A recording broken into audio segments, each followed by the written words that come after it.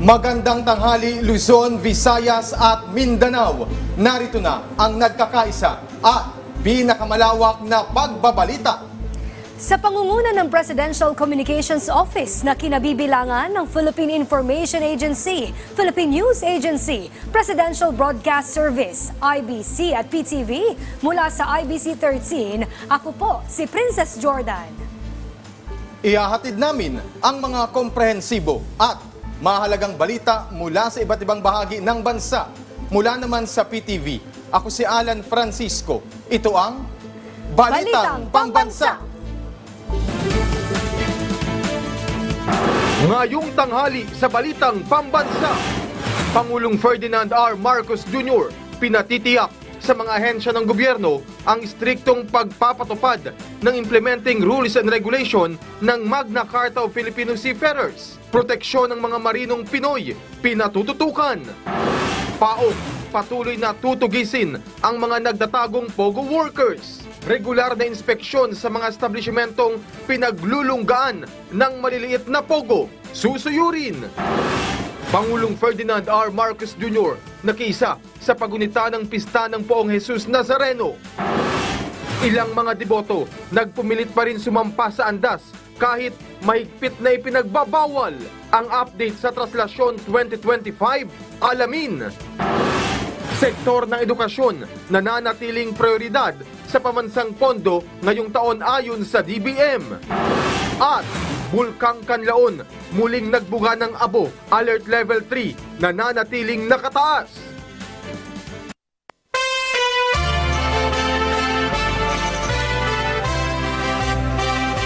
Una sa ating mga balita, nakiisa si Pangulong Ferdinand R. Marcos Jr. sa pagunita ng pista ng Poong Jesus Nazareno. Hinikayat ni Pangulong Marcos ang mga Pilipino na gamitin ang pagkakataong ito para palalimin ang ugnayan kay Jesus at mapagbuti ang tuloy-tuloy na paglilingkod sa kapwa.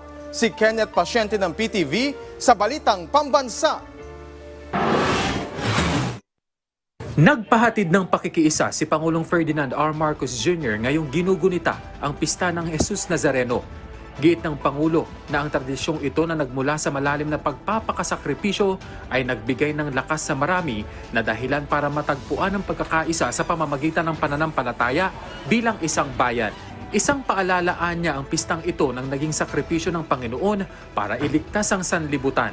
Patunay lamang din anya ito ng kapangyarihan ng Diyos na palaging kasama ng sanlibutan at dinig ang mga dasal at hiling ng nakararami sa panahon ng pangangailangan. Paghimok ng Pangulo na marapat lamang natandaan ng marami na dapat harapin ang mga pagsubok nang hindi natitinag ang pananampalataya sa Diyos, gayon din ang pagtulong sa mga nangangailangan. Umaasa ang Pangulo na paghuhusayin ng araw na ito ang pagkakaisa ng bawat debotong nakikibahagi sa prosesyon ng mas malalim na ugnayan sa makapangyarihang mailikha at mas mataas na layunin sa paglilingkod sa iba. Kumpiyansa ang punong ehekutibo na kaya ng mga Pilipino na isabuhay ang halimbawa ng Nazareno sa araw-araw na pamumuhay sa mundo bilang mga tagapagtangkilik ng pag-asa, mga tagapagkasundo at mga tagapagbuo ng lipunan na magpapabago sa kanilang mga komunidad sa pamamagitan ng isang mabuting gawa. Sa paglakad ng nakararami ngayong araw ng nakayapak, paalala raw ito ayon sa Pangulo na walang pasanin ang magiging mabigat kung haharapin ng buo ang tiwala at pananampalataya sa Diyos. Mula PTV Manila, Kenneth Pasyente, Balitang Pambansa. Oras-oras na misa sa Quiapo Church isinasagawa kaugnay ng pista ng Jesus Nazareno. May Balitang Pambansa si Patrick De Jesus ng PTV Live. Patrick? Princess, nagpapatuloy nga yung oras-oras na Fiesta Mass dito sa Quiapo Church kaugnay ng pista ng Jesus Nazareno at ng Traslasyon. Ipapakita namin sa inyo yung mga live na kuha dito sa paligid ng Quiapo Church. So itong una namin ipapakita, yan yung top shot ng Quiapo Church. Yan pong nasa kanang bahagi ng inyong television screens. Yan po yung Quezon Boulevard. Kung makikita nyo naman, ay napakakapal na po ng volume ng mga deboto. Kung ating tatawagin, halos hindi na makahulugang karayom dahil nga sa dami ng tao dyan po sa may bahagi ng Quezon Boulevard. Hindi lang dyan, kundi pati sa iba pang lugar sa paligid ng Quiapo Church ay punong-puno na nga rin po ng mga deboto. Pero pa tayong pangalawang ito isinuzum natin itong bahagi nga ng Quezon Boulevard. Napakakapal nga po ng volume ng mga deboto. So kung may magpupunta pa po dito sa Quiapo Church, ito na po yung aasahan po ninyo. Mahaba-habang lakaran na po bago po kayo makarating dito sa Quiapo Church o dito sa may Plaza Miranda. So yung next na kuha, papakita natin, ayan po yung sa may bahagi ng Villalobos Street. Diyan po yung entry point na itinakda bago makapasok ng Plaza Miranda at ng Quiapo Church. So dyan sa may bahagi ng Villalobos Street, mayroong metal scanner at x-ray scanner dahil nga masinsin yung ginagawang pag-inspeksyon sa mga gamit ng mga deboto at may mga ilang nakumpiska na nga na ipinagbabawal dalhin. Kaya nga para iwas aberya ay wag na pong dalhin yung mga ipinagbabawal na gamit dito sa loob ng simbahan. So yan naman, yung kita natin, kung makapal yung bilang ng mga deboto, ay marami rin yung deployment ng mga pulis at sila nga yung nagpapanatili ng seguridad dito sa may bahagi ng Quiapo Church at tumutulong na nga rin sila sa crowd control. So yan, makikita nyo, tuloy-tuloy ang pagdating ng mga deboto dito nga sa Quiapo Church kung saan isinasagawa yung oras-oras na Fiesta Mass. So Princess, as of 9 a.m. yung crowd estimate dito sa Quiapo Church ay umabot na sa 25,000 at dito nga babalik mamaya yung andas sa Poong Jesus Nazareno. So posibleng mamayang hapon hanggang sa gabi ay mas kakapal pa o mas darami pa yung mga debotong magpupunta dito. Yan ang pinauling ulat mula rito sa Quiapo Church mula sa People's Television Network para sa Balitang Pambansa, Patrick De Jesus. Maraming salamat, Patrick De Jesus ng PTV. Matyaganang naghihintay ang mga deboto sa bahagi ng Duque de Alba Street at Castillejos Street na isa sa mga daraanan ng prosesyon ng Poong Jesus Nazareno. Karamihan po sa kanila ay nagmula pa sa malalayong probinsya at dito na nagpalipas ng magdamag. Si Bien Manalo ng PTV sa Balitang Pambansa Live. Bien?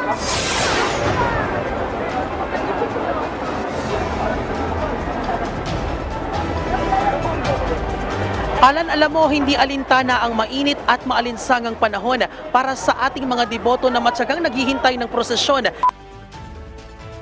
Street at Castillejos Street. Isa kasi ito sa mga kalsada na daraanan mamaya ng prosesyon at kanya-kanya na sila, Alan, ng pwesto dito sa paligid ng Duque de Alba Street. At kung mapapansin mo, Alan, mayroong prayer station doon sa aking likuran na itinayo ng isang organisasyon noon pang Martes at nagbibigay sila ng libreng pagkain sa mga deboto mula breakfast yan hanggang dinner na raw yan. Karamihan sa mga deboto rito, Alan, ay nagmula pa sa malalayong probinsya tulad ng Laguna, Rizal, Cavite at meron pang taga Sambales. Marami rin sa kanila ay dito na nagpalipas ng magdamag. Mahigpit na rin ang ipinatutupad na seguridad ng mga pulis sa lugar. May nakaantabay na rin tayong medics at quick response teams na handang umalalay, sumaklolo sa ating mga debotong mangangailangan ng tulong medikal. Alam mo, Alan, sa mga ganitong pagkakataon ay hindi talaga matitinag ang matatag na debosyon at pananampalataya ng ating mga deboto kay Poong Jesus Nazareno. Bitbit ang kanilang mga panalangin at pasasalamat. Kaya naman, Alan, ngayon ay makakapanayam natin si Kuya Reggie na taga-Pateros na halos 30 taon na nga deboto ng Poong Jesus Nazareno.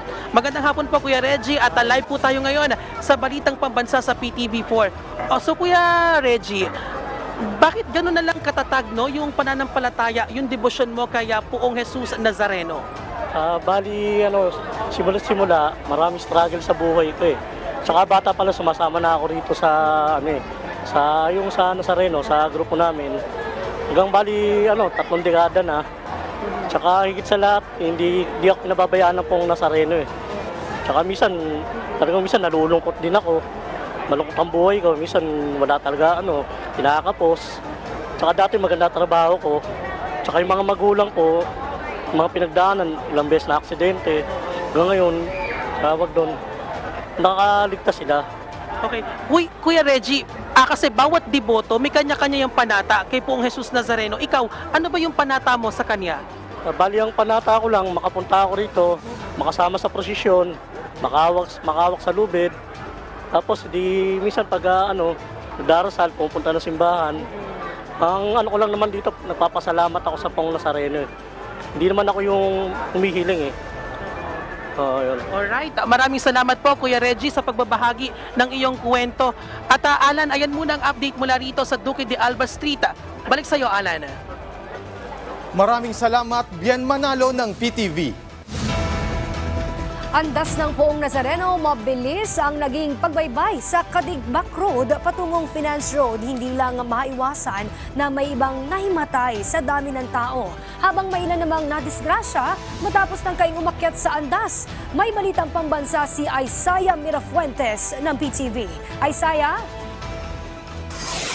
Princess, tama ka dyan. Naging mapayapa ang pagdaan ng Jesus Nazareno sa Katigbak Road hanggang sa Finance Road. Ito yung mga unang kalsada na dinaanan ng andas pag-alis dito sa Quirino Grandstand. Pero sangkatutak at bultong basura naman ang iniwan ng mga deboto. Paglagpas ng mga deboto sa mga daraanan ng Jesus Nazareno, sangkaterba at bultong basura ang bubungad sa mga kalsada. Plastic, bote at styrofoam ang iniwan ng mga deboto na agad namang nililinis ng MMDA at Manila LGU. Nasa buntot ng dagsa namang ang mga truck ng basura na silang humahakot sa mga kalat. Bahagyang mabilis ang naging pagdaan ng andas sa Katigbak Road hanggang sa Finance Road. Sunod-sunod ang paglabas ng mga medical team na may bit-bit na deboto mula sa siksikan ng mga tao sa Katigbak Road. Karamihan sa kanila, mga hinimatay na at hindi kinaya ang matinding balyahan ng mga tao. Ang mga debotong buhat ng medik, putlang-putla at basang-basa ng pawis. May isa pa ngang sumandal na lang sa isang poste pero hinang-hina na pala. Naging bahagyang mabilis ang paggalaw ng Jesus Nazareno pero may mga pagkakataon pa nga na tumitigil ito ng matagal. Base sa aking obserbasyon sa lugar na kinatatayuan ko kanina sa Katigbak Road, mas maayos ang sitwasyon ngayong taon. Kakaunti na lang ang mga sumusubok na sumampas sa andas pero mailan pa rin na sumubok kaya lang yung iba nahuhulog. Kapansin-pansin naman na may mga batang maliliit na sinasama pa sa mismong agos ng mga tao. Kagaya na lamang ng pamilyang ito, 7 bata at ang pinakabata ay ang 3 taong gulang. Magano kayo Nazareno na lumaki rin po sila na kilala po rin nila si Nazareno. Katwiran nila, maayos naman daw ang kanilang pagbabantay. Sinundan din namin kanina ang andas at nakasunod ang mga maliliit na replika at nakasunod dito ang mga maliliit na replika ng Jesus Nazareno. Boundary ako ngayon ng Finance Road at ng Ayala Bridge at nasa dulo ako ng dagat ng mga tao pero mula dito sa aking pwesto tanaw ang andas ng Jesus Nazareno pero ilang oras niyang hindi nakagagalaw dahil sa dami ng tao na pilit na sumasampa dun sa andas. So makikita nyo ngayon may mga kabataan pa na pilit na sumasampa dun mismo sa andas ng Jesus Nazareno. Dahil sa dami ng tao, may mga nasugatan din ang talampakan. Ang ilan sa kanila, nasugatan ang stick ng street foods na nagkalat sa daan at nakatapak pa ng hati-hating plastic bottles.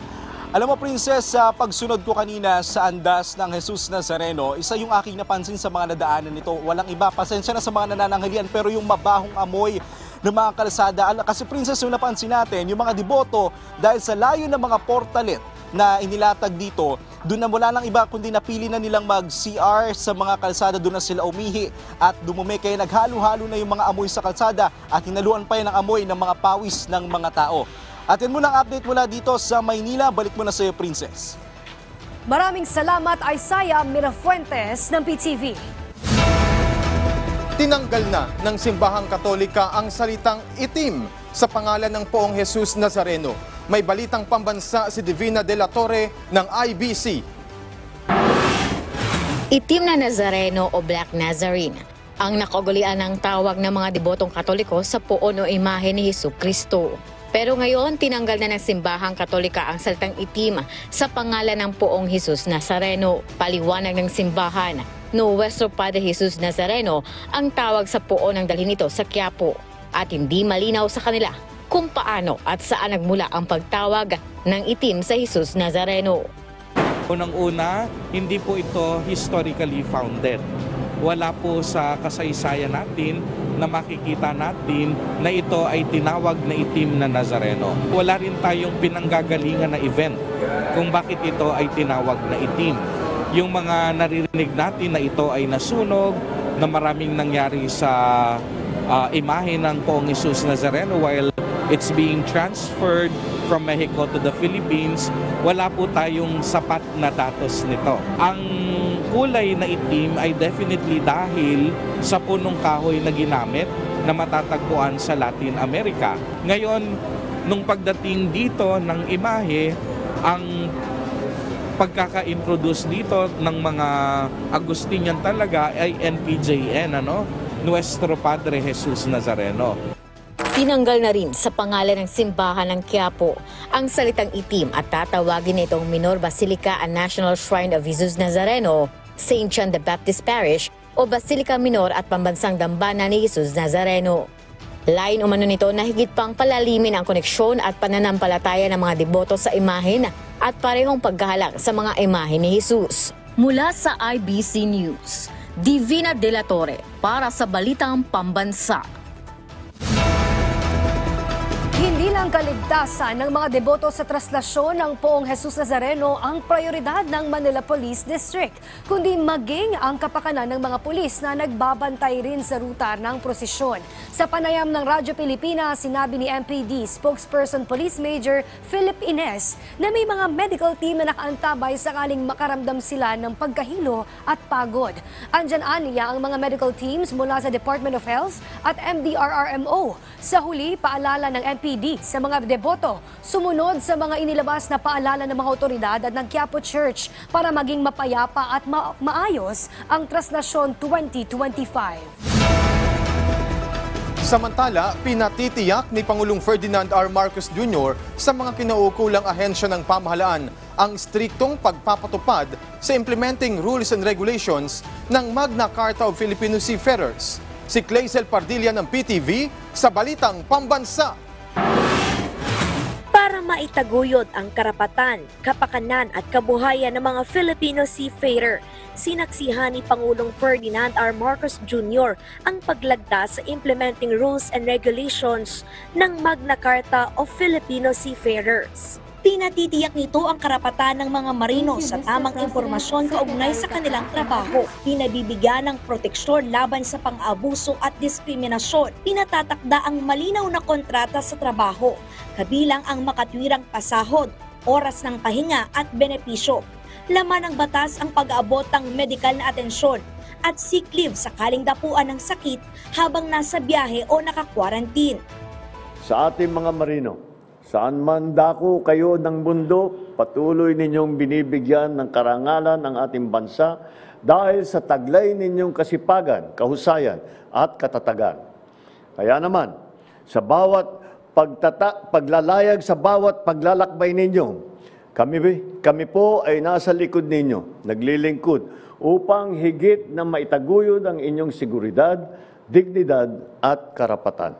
Bukod dyan, inatasan ang mga marino na maging miyembro ng SSS, PhilHealth at Pag-ibig para magkaroon ng insurance, housing at retirement benefits.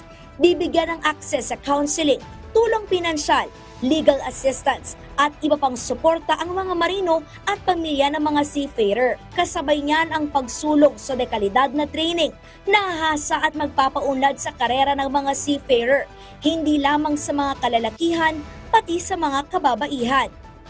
Ang hakbang na ito ay hindi lamang nagbubukas ng pagkakataon sa industriya. Ito rin ay sumasalamin sa ating dedikasyon sa mas progresibo at mas pantay na patakaran sa industriya ng maritime.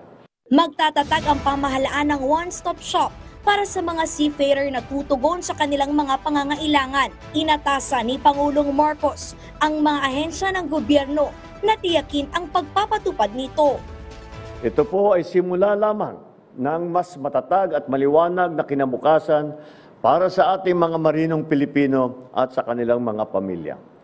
Sama-sama nating itaguyod ng bagong Pilipinas kung saan ang bawat manggagawa kasama ng ating mga marino ay may seguridad at matiwasay na kinabukasan.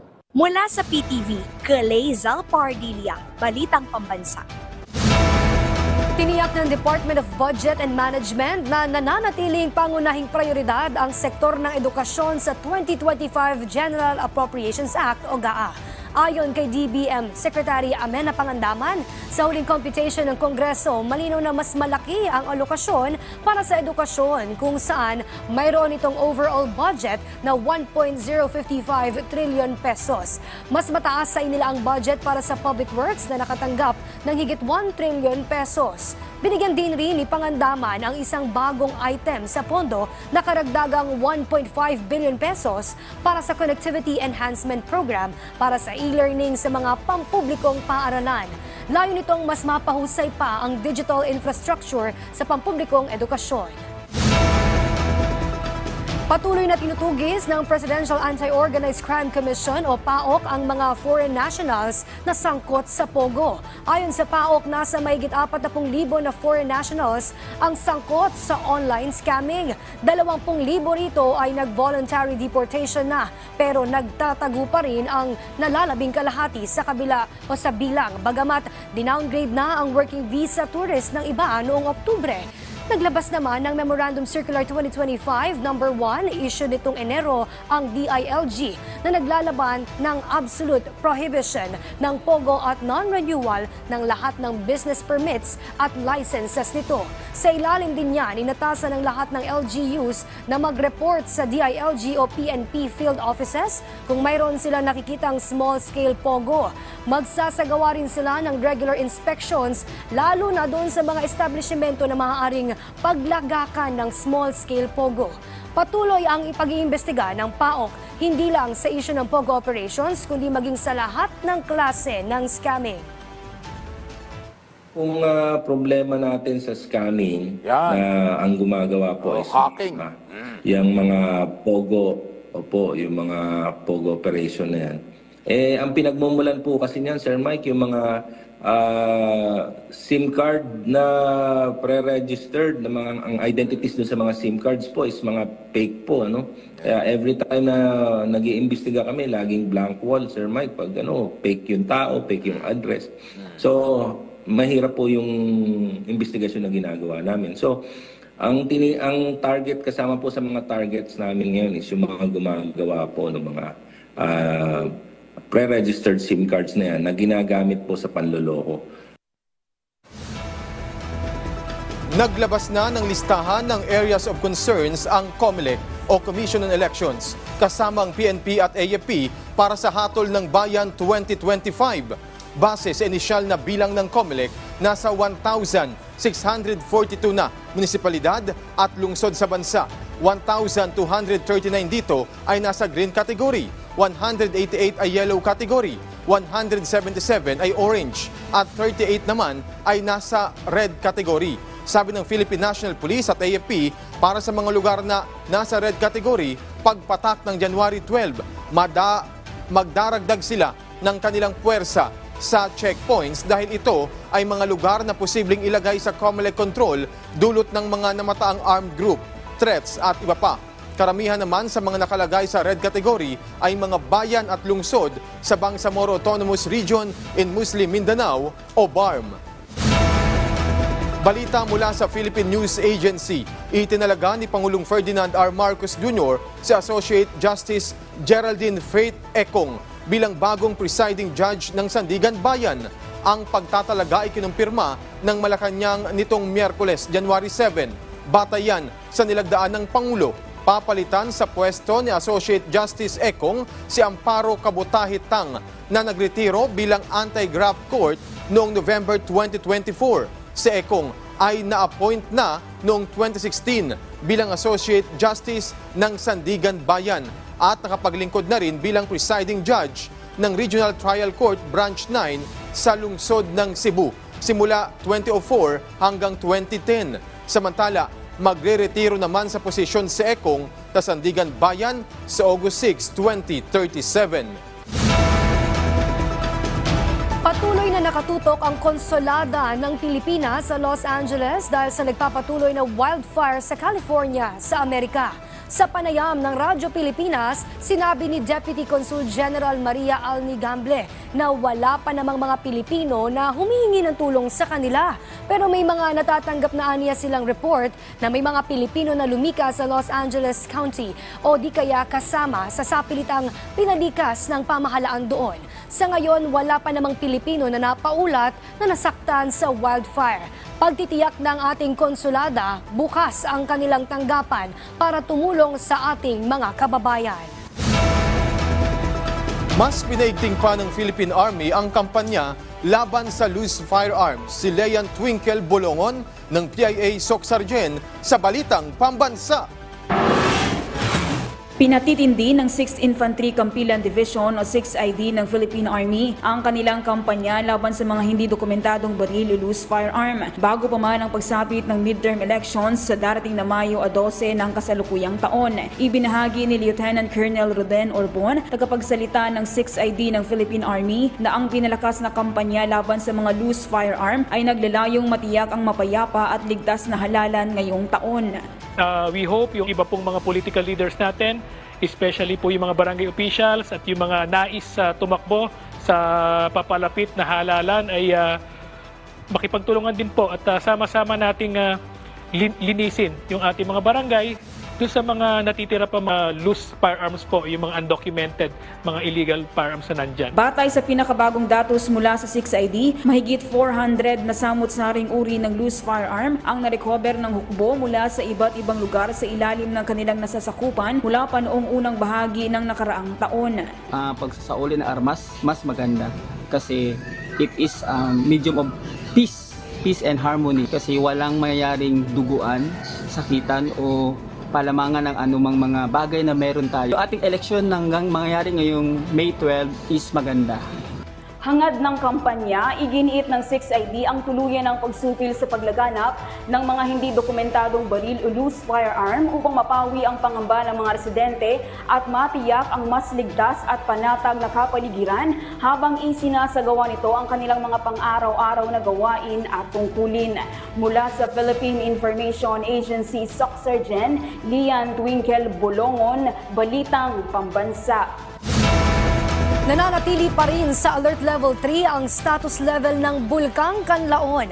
As of 12 a.m. ngayong araw, nakapagtala ang bulkan ng 3 pagbuga ng abo na may tagal na 5 minuto hanggang higit 1 oras. Nagkaroon rin ng 21 paglindol at aabot sa 600 metro na taas ang plumes na ibinuga ng naturang bulkan. Pinalilikas rin ang lahat ng naninirahan sa loob ng 6-kilometer danger zone mula sa tuktok ng bulkan. Samantala, maaaring ipinagbabawal ang pagpapalipad ng anumang aircraft malapit sa paligid nito. Pinag-iingat rin ng publiko sa banta ng biglang pagsabog, pagbuga ng lava, pag-ulan ng abo, rockfall, pyroclastic density current at pagdaloy ng lahar sakaling magkaroon ng malalakas na pag-ulan. Samantala, ramdam na ramdam ng Ilocos Norte ang malaking paglago ng sektor ng turismo ng lalawigan. Ito ay dahil na rin sa pagdagsa ng mga turista at bisita sa mga kilalang tourist attraction doon. Si Jude Pitpita ng Radyo Pilipinas Lawag para sa Balitang Pambansa. Magagandang pasyalan, mga makasaysayang simbahan at masasarap na pagkain. Ilan lamang yan sa mga rason kung bakit binabalik-balikan ng mga turista ang Ilocos Norte. Idagdag mo pa riyan ang iba't ibang programa ng pamahalaan mula sa cruise tourism at info projects hanggang sa tulong para sa komunidad. Kaya naman ang provincial government ng Ilocos Norte ramdam na ramdam ang paglago ng sektor ng turismo kung saan pumalo sa 8.6% ang growth rate nitong 2024. Pinakamataas sa Ilocos Region. Pagtitiyak naman ng lokal na pamahalaan ng Lawag City, patuloy silang magiging katuwang ng provincial government sa pagsusulong ng mga programa na makakatulong sa paglago pa ng turismo ng lalawigan. Bukod sa turismo ng probinsya, nakatulong din sa pag-angat ng ekonomiya ng Ilocos Norte ang mga manggagawa, BPO, agrikultura at mga maliliit na negosyo. Mula PBS Radyo Pilipinas Lawag, Jude Pitpitan para sa Balitang Pambansa. At bago po kami magtapos, abangan sa programang Bagong Pilipinas Ngayon ang panayam kay Transportation Secretary Jaime Bautista kung saan tatalakayin ang ilang mga usapin tulad ng mga nakalatag nilang mga proyekto ngayong taon. Susunod na po yan kaya tutok lang dito sa inyong PTV. At dyan po nagtatapos ang 30 minutong ulat sa bawat sulok ng bansa. Samahan nyo kaming muli mamayang 6:00 ng gabi para sa updated at pinalakas pang balitaan. Mula sa PTV, ako si Alan Francisco. Ito ang pinalawak na puwersa sa pangunguna ng Presidential Communications Office, kabilang ang Philippine Information Agency, Philippine News Agency, Presidential Broadcast Service, IBC at PTV. Mula sa IBC 13, ako naman po si Princess Jordan. Hatid sa inyo ang komprehensibong paghimay sa mahalagang usapin. Dito lang sa Balitang Pambansa!